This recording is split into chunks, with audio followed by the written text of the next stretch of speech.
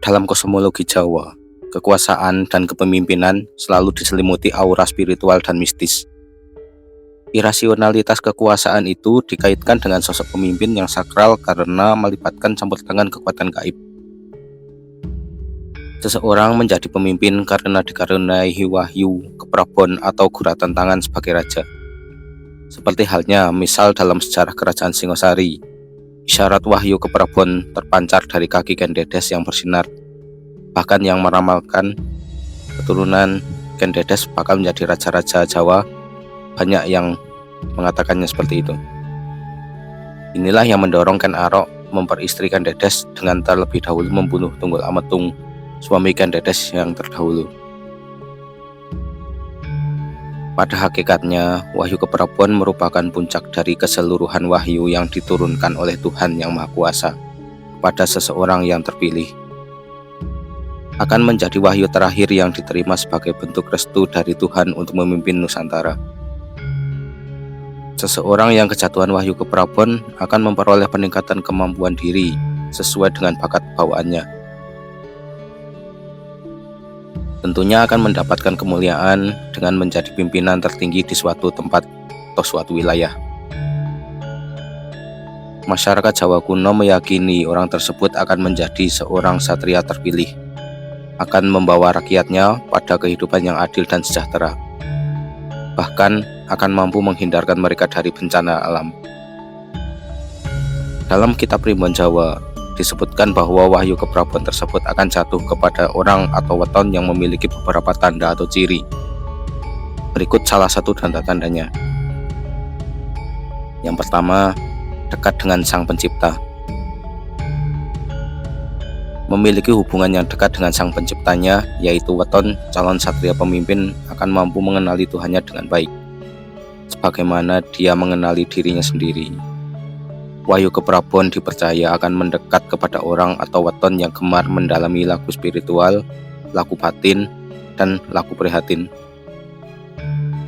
Dengan bertekun dalam laku, seperti itu dipercaya akan mengundang energi alam. Untuk bersinergi, umumnya laku untuk mengundang wahyu keprabon tersebut adalah seperti semedi atau berpuasa.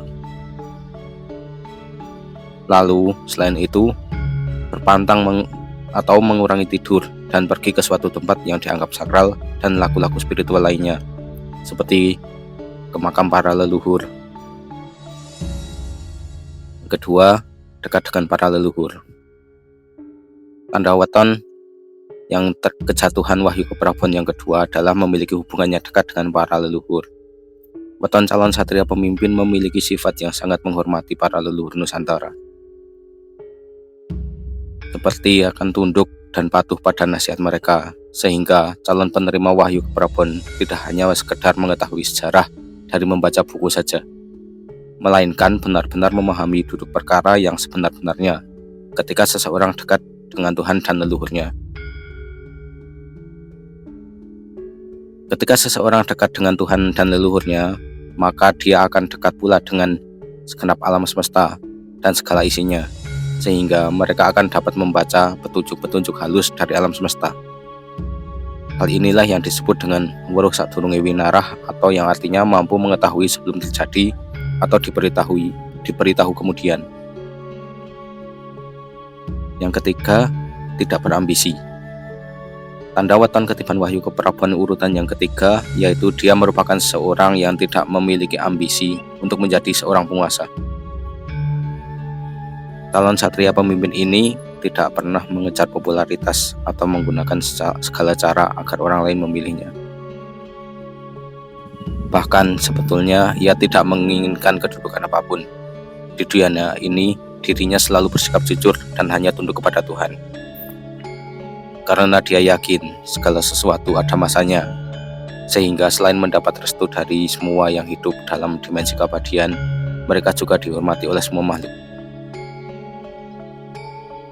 Yang keempat, hati yang bersih. Tanda weton yang ketiban wahyu keprabon yang keempat adalah memiliki hati yang bersih dan memancarkan kesejukan.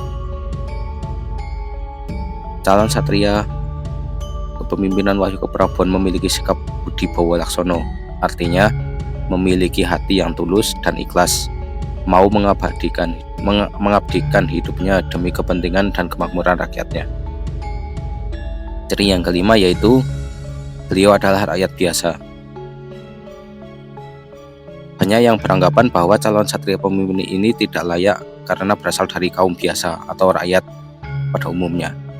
Namun pada akhirnya dialah nanti yang akan berhasil mengatasi segala keruwetan dan kekacauan negara. Calon satria pemimpin dengan wahyu keprabon ini diramalkan oleh seorang laki-laki. Namun dalam menjalankan pemerintahan, dia akan didampingi oleh seorang wanita yang tangguh. Wahyu keprabon adalah wahyu pemimpin besar Nusantara, Sang Satria Pinandito Sindisian Wahyu. Sesudah terjadinya geger, gede-gedean atau besar-besaran dalam proses terbentuknya tatanan dunia baru, maka atas kehendak Tuhan akan turun wahyu keprabon yang diharapkan oleh masyarakat. Akan muncul seorang pemimpin sang satria bagi wilayah Nusantara, termasuk sampai wilayah bumi bagian selatan, seperti yang dijelaskan dalam ramalan Raden Ronggowarsito dan ramalan Joyoboyo. Sebagai manusia yang terpilih, pengemban alam gaib, wahyu keprabon dan kelak akan dikenal sebagai Ratu Adil yang dinaungi oleh Sang Sabdo Palon. Pada hakikatnya, wahyu keprabon merupakan puncak dari keseluruhan wahyu yang diturunkan oleh Tuhan kepada seseorang yang terpilih dan akan menjadi wahyu terakhir. Menjadi wahyu terakhir yang diterima sebagai bentuk restu dari Tuhan untuk memimpin Nusantara di dalam kejawen dan Primbon Jawa. Disebutkan bahwa terbentuknya wahyu berasal dari energi pikiran manusia yang hidup ataupun yang sudah meninggal dunia. Energi pikiran tersebut terakumulasi sejak zaman purba dan membentuk suatu energi cahaya berbentuk oval. Selama ratusan ribu tahun, energi cahaya itu berevolusi menjadi banyak entitas cahaya, di mana masing-masing entitas memiliki sifat manusia, dan di antara mereka ada salah satu yang paling dominan, yaitu Rojo Bulung, yang memiliki karakter sebagai raja, dan dialah yang menjadi wahyu keprabon. Seseorang yang kejatuhan Rojo Bulung atau wahyu keprabon akan memperoleh peningkatan kemampuan diri dengan bakat bawaannya. Tentunya akan mendapatkan kemuliaan dengan menjadi pimpinan tertinggi di suatu wilayah tersebut. Masyarakat Jawa kuno meyakini orang tersebut akan menjadi seorang satria terpilih, di mana akan membawa rakyatnya pada kehidupan yang adil dan makmur.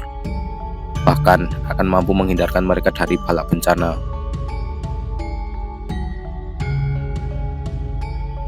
Wahyu memiliki 3 kategori berdasarkan warna cahaya yang dipancarkannya. Yang pertama, wahyu berwarna emas. Artinya, kelak satria pemimpin ini akan memiliki kemampuan manajemen yang baik dalam mengelola sumber daya alam yang ada, terutama tentunya untuk kepentingan dan kemakmuran rakyatnya. Yang kedua, wahyu yang berwarna biru. Artinya, orang tersebut akan menjadi satria pemimpin yang mempunyai welas asih pada rakyatnya. Dirinya akan memerintah dengan jujur dan tegas. Masyarakat akan menjadi tertib dan disiplin oleh karena kepemimpinannya. Yang ketiga adalah wahyu yang berwarna ungu.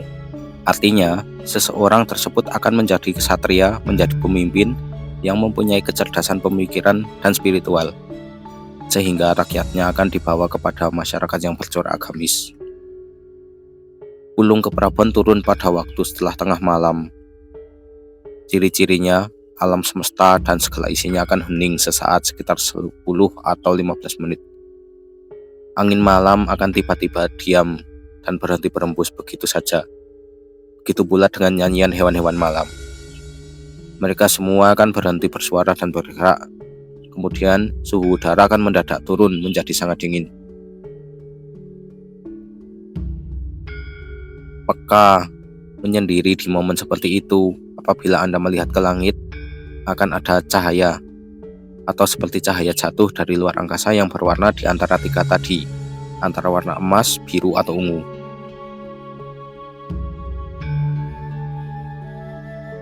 Dari beberapa penjelasan tadi, lantas siapakah di antara calon pemimpin kita yang bakal ketiban wahyu keprabon untuk memimpin Nusantara ke depannya untuk menuju negara yang adil dan sejahtera.